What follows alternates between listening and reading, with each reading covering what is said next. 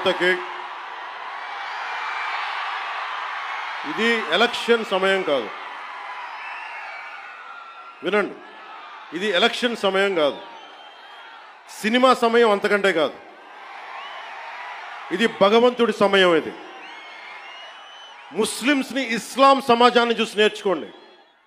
ఇస్లాం సమాజాన్ని చూసి నేర్చుకోండి. మీరంతా వాళ్ళ అల్లా అంటే ఆగిపోతారు. మనం గోవింద అన్నం ఆగం. మన దేశ దౌర్భాగ్యం మనం హైందవ ధర్మానికి మన గౌరవం ఇవ్వం. సినిమా హీరోలకి, నేను కూడా సినిమా హీరోనే, ఎప్పుడు గౌరవం ఇవ్వాలి, ఎప్పుడు చప్పట్లు కొట్టాలి, అది నేర్చుకోవాలి.